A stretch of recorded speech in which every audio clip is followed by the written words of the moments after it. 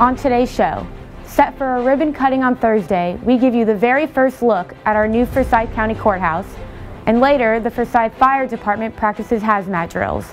It's all ahead. Studio Forsyth starts now. Studio Forsyth is brought to you in part by Cummings Forsyth Chamber of Commerce, creating a climate for growth and success in our community. Pinecrest Academy, a national 2014 Blue Ribbon School and 2014 Catholic Education Honor Roll School of Excellence.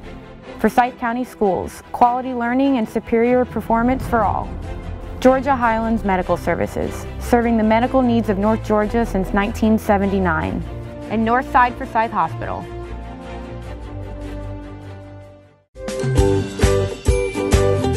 Hi, welcome to Georgia Highlands. How can I help you?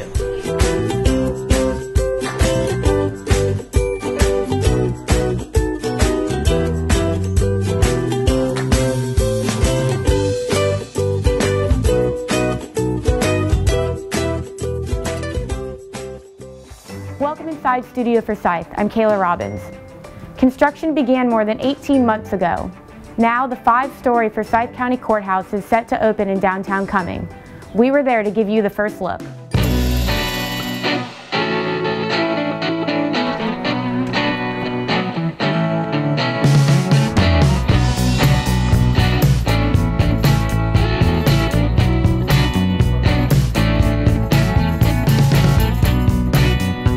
Hi, I am Robin Rooks, the Court Administrator of the Bell Forsyth Judicial Circuit. And this is our first day, grand opening in the courthouse. We have the ribbon cutting this Thursday, but we have everybody moving in today. We'll have the state court and superior court judges and their staff will move in next weekend. On the first floor, we have the law library, the attorney's resource center, and the clerk's office as well as the jury assembly room. On the second floor, we have the DA and solicitor. The third floor is vacant, and on the fourth floor, we have state court, and the fifth floor is superior court.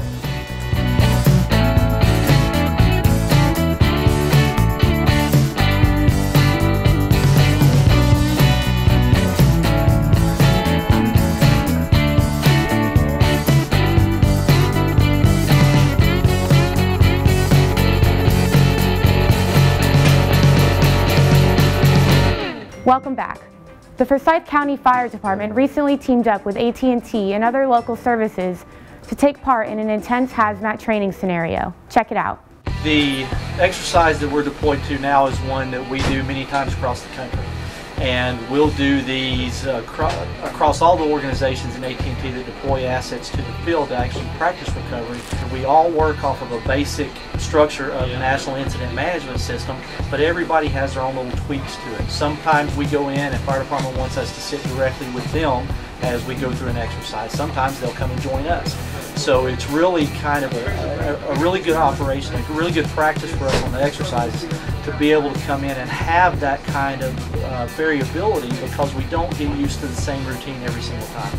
It keeps you sharp, it keeps you focused so that you're able to be able to adapt to those local conditions and be able to operate that way. Most of the time this will be focused around something where it's recovering service for FAA, local hospital, local public safety responders, to make sure that they're able to communicate when they are dealing with the same type of incident that we are. This is critical service that we're trying to restore.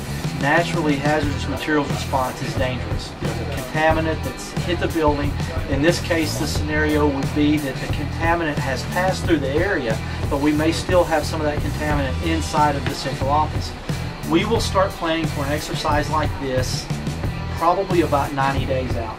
So I work off of the schedule most of the time for the exercises. This begins at T-minus 90. Goes from finding a site where we can work on, identifying local responders that may be able to work with us, all of those types of things.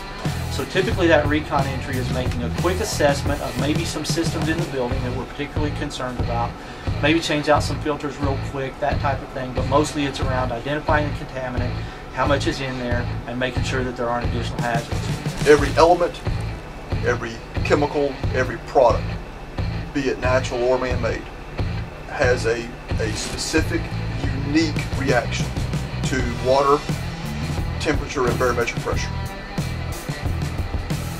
All of those things are well documented and are in databases available.